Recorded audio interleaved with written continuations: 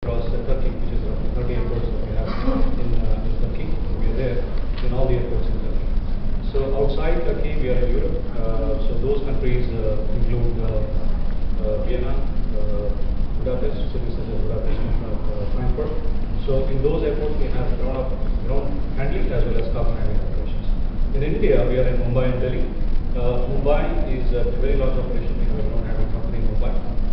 Fairly large. We have about 80% of the market share in international airlines and domestic airlines. And in Delhi, we have two business units. One is a ground handling unit, which is a 100% owned unit of the parent company, which is Chennai Services, and a cargo handling company, which is a joint venture between Delhi Airport Operators, which is a GMR company, and Chennai, which is the parent company. So we started about 57 years ago, and the core operation still remains to be ground handling as we started the company in 1958, right?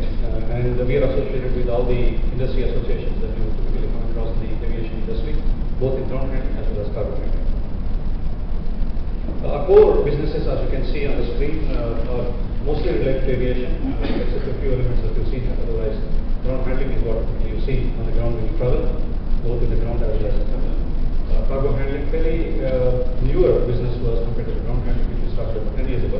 But we are in these places. So Delhi, the business unit that I come from, that I head, is the largest the cargo handling unit that we have across the network for us. That's also the largest privately operated terminal in the country at this stage.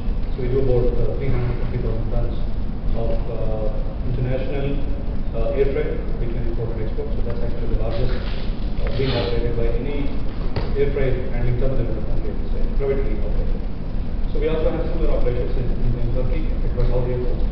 Germany and Hungary are the other places where we have operations. And we have other ancillary business units which add value to both units, which are smaller compared to the other core business units in ground handling and cargo warehouse handling. That's a snapshot of the terminal that we did. We invested close to 320 crores over 3 years. So we took this terminal over in 2009 from the airport operator, who kind of inherited the terminal from the airport authority in 2006. So we took control of the terminal in 2009. So the complex, which spans across a footprint of 77,000 square meters, includes all the products that we typically hear in an airport cargo situation. So we have a domestic terminal, which is fairly big. So we have enough space only to manage it as generation. So we have import, which is on a footprint of 35,000 square meters. We have export, which is again on a 35,000 square meters footprint. And we have express terminals, which are owned by the express terminal companies. DHL has a warehouse which is owned by us, but they manage themselves. FedEx is another example. But there's also a common use terminal, ESCI. I think some friends sitting here are familiar with the express companies. So ESCI has a terminal which is run by us. So we run for the express companies. Those are the products that we have. Things that you cannot see on the layout are the following.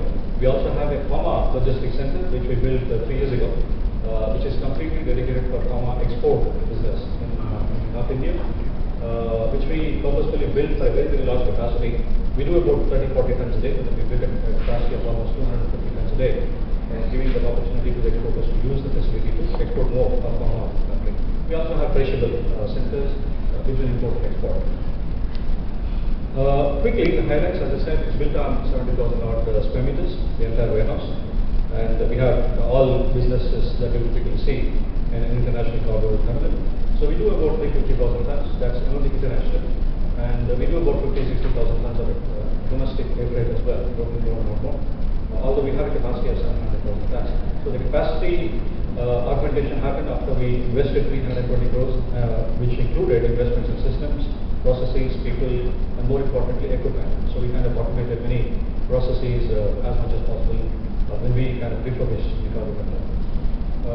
So there is a pharma logistics, as I said, which is sitting on a 72,000 on a 4,000 square meters facility. It gives us a capacity of 7,000 tons a year, and a domestic terminal, an express terminal, which we operate for the express companies.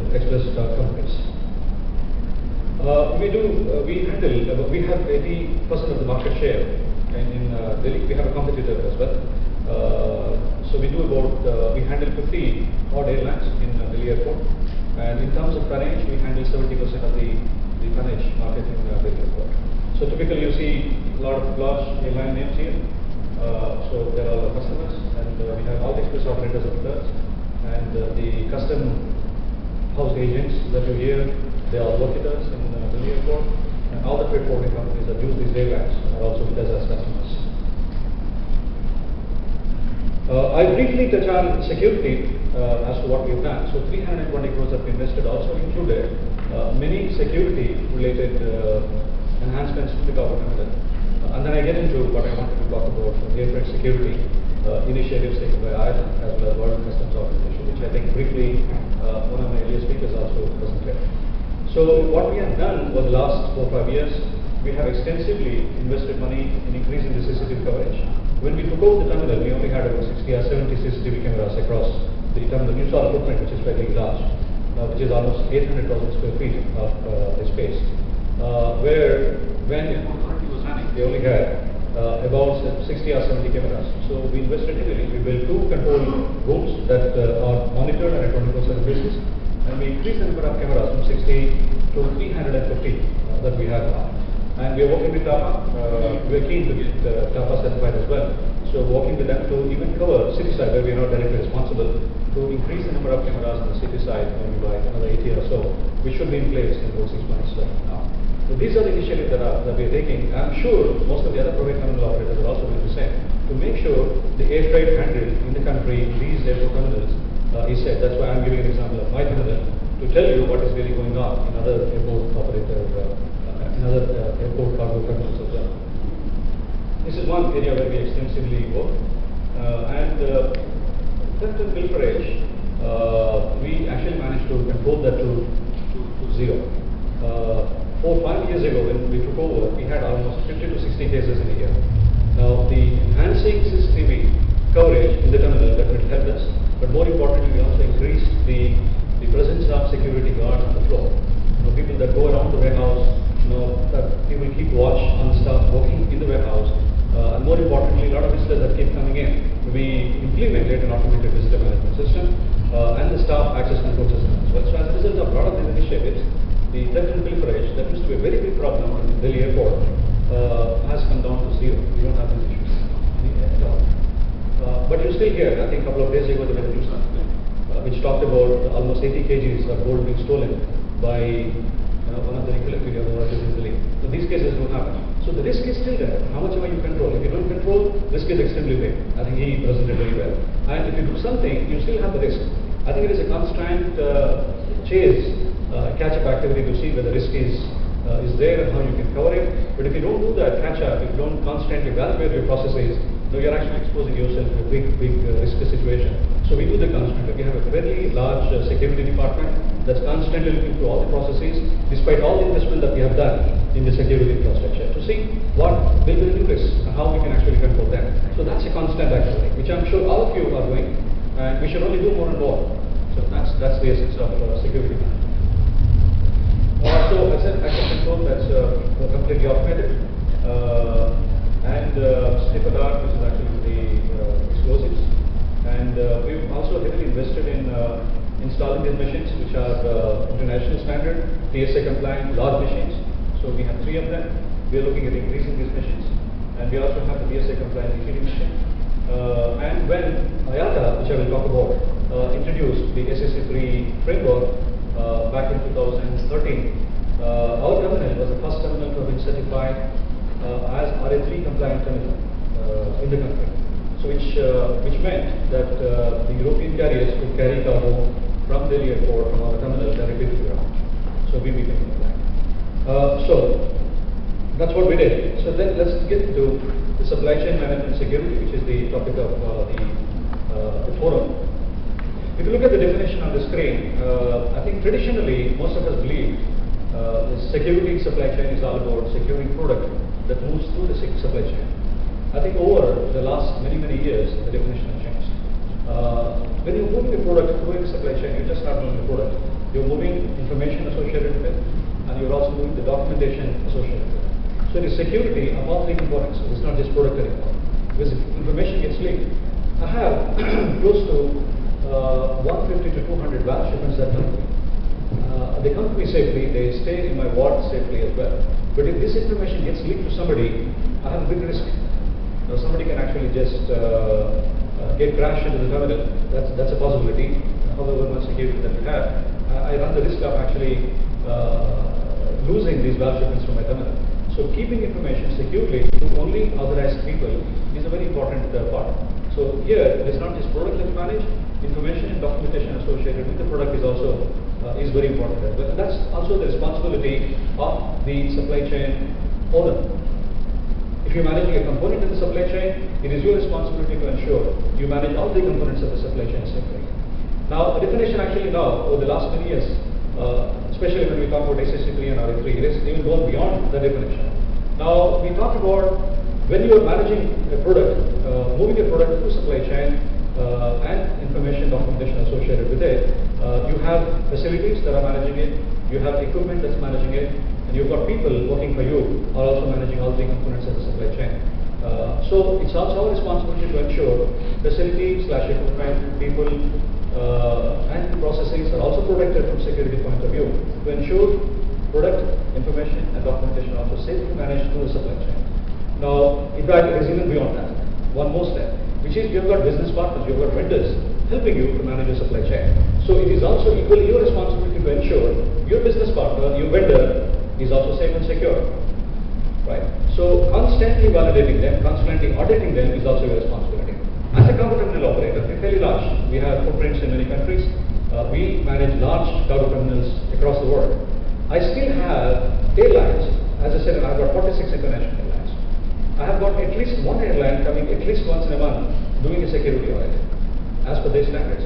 It is how seriously the airlines take. Because the airlines believe securing me is also their responsibility. Although I am an international company, I know how to secure myself. But they don't leave that completely to me. So they have their mechanisms in place to ensure from end to end, from origin to destination, when they take a shipment from a freight forwarder in the origin until it gets delivered to another freight forwarder to the destination, to the entire supply chain, entire value chain, security is the responsibility. So that's the new definition, security. So we're not just responsible for what we manage, we're also responsible for many other components. The entire system, ecosystem that's involved in managing the product information and documentation movement through your supply chain. So we are a small component, but we are part of the big picture. So we then become responsible to manage the big picture from our point of view. So this basically says, all that we need to do to ensure that we manage our part of the supply chain safely, securely. So there are many other components that you see. I've talked about business partner security, which is a new thing that's happening. I've seen many airlines, many manufacturing companies. That also reminds me, since we manage pharma logistics, a lot of pharma manufacturing, pharma products move through out of the terminal. I've had very large manufacturing companies come in auditing me. But they have no business. In fact, they have a freight forwarder in between. They have CHA in between. They also have an airline in between. So why are they coming to the airport all the way? Let's say from Europe, somebody was importing pharma from India, from a place called Badi, where we have a lot of manufacturing companies located. These companies come from Europe. Obviously they audit other people as well in the supply chain, but they come and audit me, the airport. Because they believe the airport is a very significant part of the supply chain.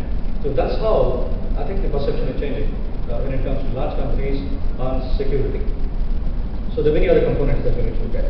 So as I said, it is information security, people security, and more importantly, you need to ensure the process that you use to manage your supply chain is also not compromised. So that's also our responsibility. I give an example to this. These are the risks that I face every day. I'm sure all of you also face. This is how many places where things can actually go wrong, and all of them apply to all of us here. Although I said in one of the initial slides that we managed to bring the theft and pilferage to zero level in our terminal over the last 3-4 years, about a year ago we had very frequent cases of pilferage being reported after delivery. So initially the attitude taken by our staff is, we have delivered, you've not said anything to them about delivery, we're not responsible. But then we kept receiving these complaints again and again and again and again. We took the help of the police. Unfortunately, we could not solve anything. Then we actually took this into our control. So we had security personnel in plain clothes kind of escorting the truckers and CHS to see what was really going on. Dell is one of the customers that we very, very deeply investigated. We found after taking delivery was done in secure, intact way. After that was done, there's a truck that comes to the dock in the airport to take the delivery. So they take the delivery, they move to fairly remote parking lot to distribute these loads to smaller trucks so that the smaller trucks can actually go to the distribution centers for delivery. So at that point, where nobody is actually monitoring it, we are not responsible because I'm delivered. And that's actually the responsibility of the trucking operator and the CHA who is monitoring the trucking operator. So that's where the pilferage was happening. People are opening, putting bricks, stones, whatever, and then they were actually packing it back to the original state. They even went extra smart, one step smart. They kind of stole the tape that we use with the Chennai logo, and they actually, to repack it, they started using Chennai tape in the car park to give an impression to the manufacturing company, to the end user. So the pilferage is actually happening in Chennai company. So that's how smart they were. So just because the tape appeared and our name kept appearing in the reports, it's investigation reports, we decided to take this into our hands. We investigated, we actually had video proof to show to the company, this is where it was happening. And so as a result, what happened, when you have a trucking tender going on in the company, obviously give it to somebody who's the lowest cost, right? So I don't think many companies actually go through the verification of these trucking companies, the credentials of the company. Give it to somebody, say he's got a set of trucks, he's given the service to some company, is doing a good job, let's give it to him. You're not looking at the staff that he has. You're not looking at the credentials, security credentials of the company. So we then realized, along with this company that was involved in the investigation, that's equally important. So that's extremely important. So then, in fact, it resulted in us introducing an RFID-driven security access to the cargo companies. We worked with the airport operator. We said every truck operator, every driver needs to be registered with the airport. And that's how we can control. I know the trucking operator has to control, Dell, HP, all of them have to control, but we don't have any control. So we need to introduce some control. So what we said, if somebody doesn't have a chip on the truck, he has to come through a walk-in, which actually takes longer because it's not pre-registered. But anybody who's pre-registered, the driver is identified, the truck is identified, he can come through express lane. This is a benefit. But that gives us an advantage to me to recognize this guy at any point in time. Once he enters, I know that he's there. I know who he is. And if he's taking delivery, I know that he's actually taking delivery and he's exiting. So we kind of maintain, we have implemented the trackability in the cargo complex. That's a result of this investigation. So there are many places where things can actually go wrong. Many things can actually go wrong. So I have also seen cases where in very, very secure countries, UAE as an example, we talked about Dubai in the news break. I'll not take the name of the airport, but in this airport, the entire security department, about 10 years ago, security department, head of security, assistant head of security, was involved in stealing almost 500 million euros. These are the very people that were supposed to withhold the security of the airport. This is how bad it can be. Can anybody really? And there were cases where gold, I've talked about an example where customs was involved, 80 kgs of gold disappearing from the airport. But similar things also have happened in other airports. I'm sure you've read in the press, even in European airports, people have gate crabs with strong trucks and they stole valuables out of the airport. And you've got customs guys involving themselves in stealing things from the airport and from other freight forwarding warehouses. So things can actually go wrong anywhere. So it is extremely important that you have security systems in place and you constantly verify everyone, right, including the CEOs of the company. So now we now have implemented a process where across the airport, not just for company, my company, there is an independent security verification company that's verifying each and every employee at least once in a year. So each of my employees go through the process and we submit these certificates to the airport operator. So airport operator has this repository which is given by every business unit to him on the security verification.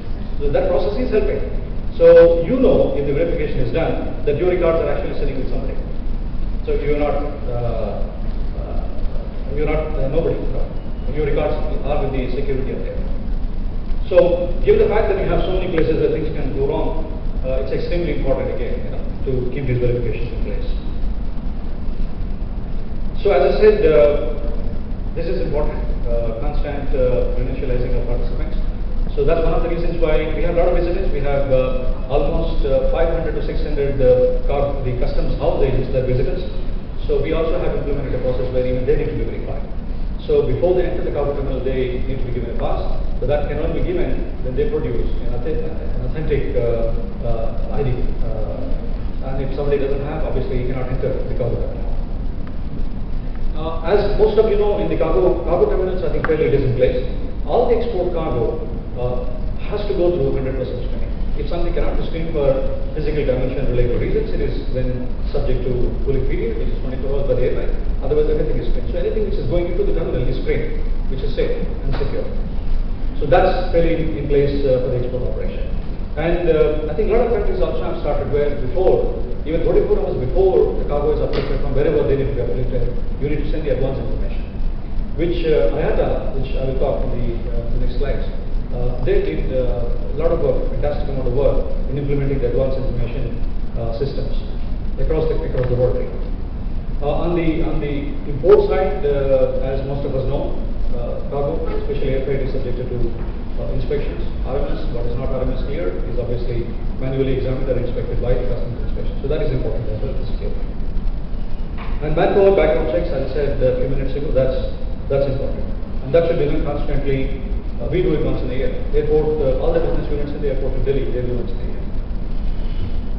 So IATA has done a lot of work.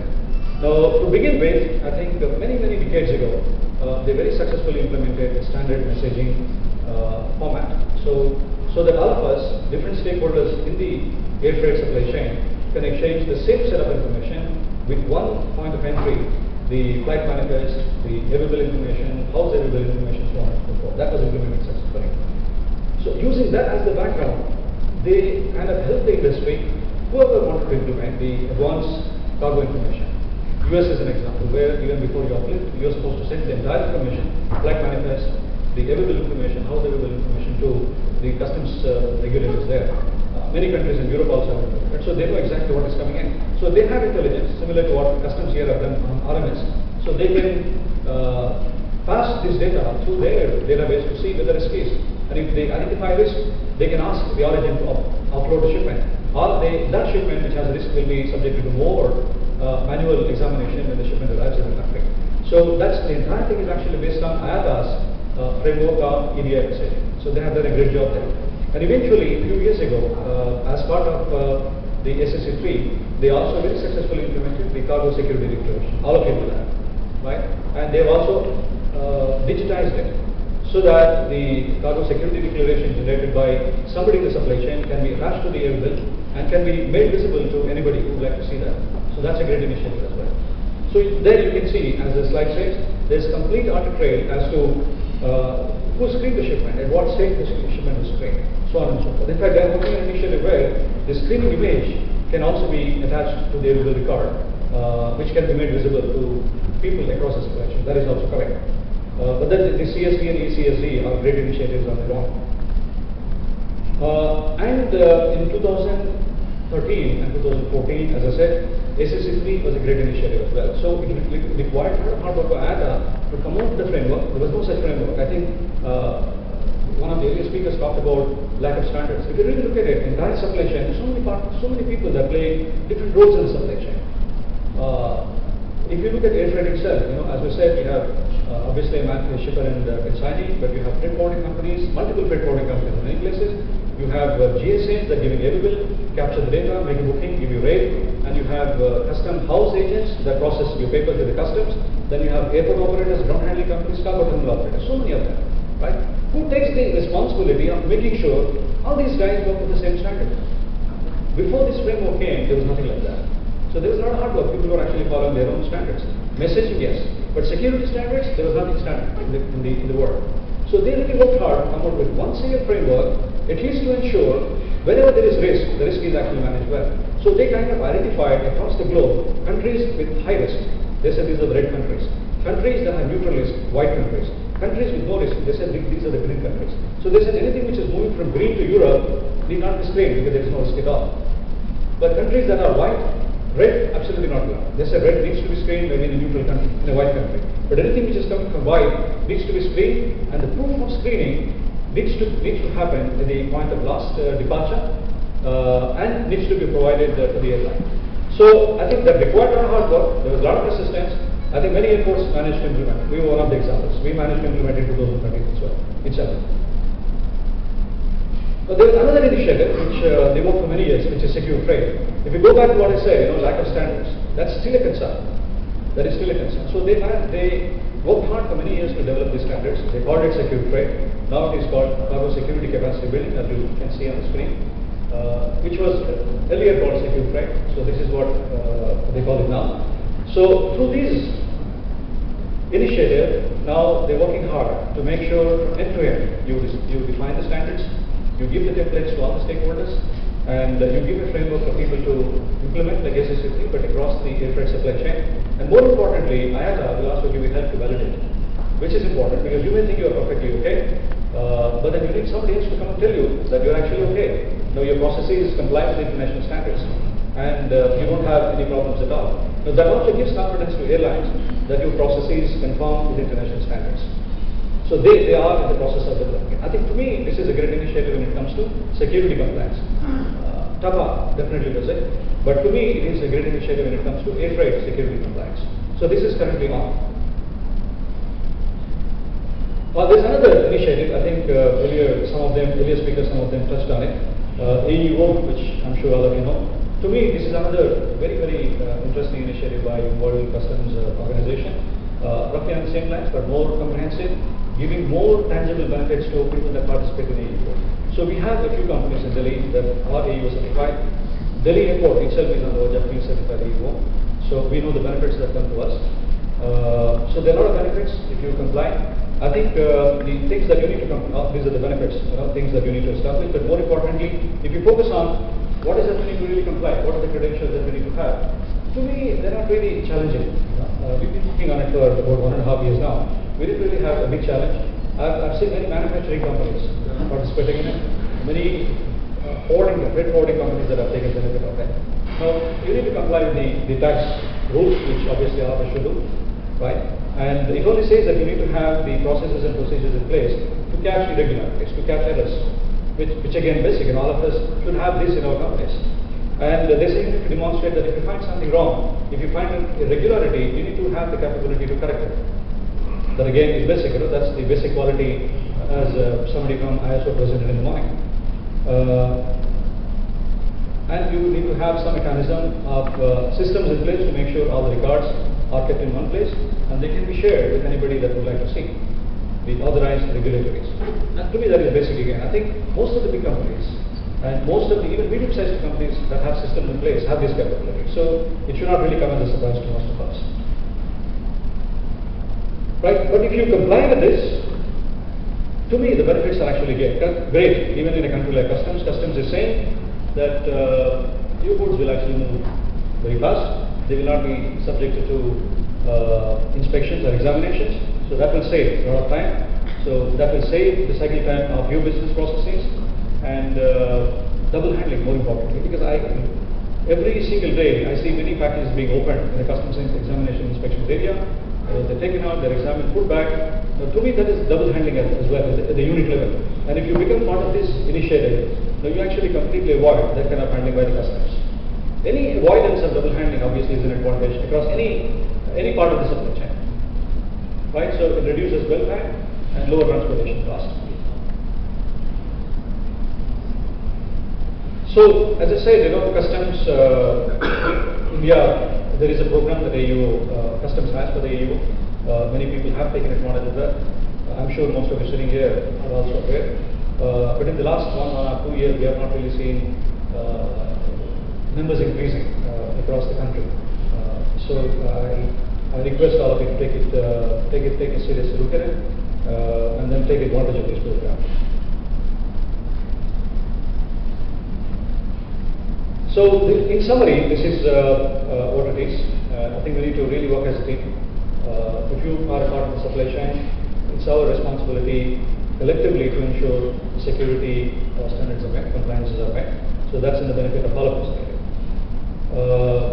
IATA's global capacity building, which was called Secure Freight, is an initiative. I think you should, if you don't know, you need to understand more and make sure that you participate in it if you do air freight. And AEO is a great initiative from Customs, which is driven by World Customs Organization. So there are benefits that you can get from On a different note, I'm also here to talk about SCFI. There is a handout that's kept on your table. Each one of you have that. This is SCFI. You see the logo here. So we started this in 2012 in Delhi. It stands for Air Cargo Forum India. So when we started looking at it,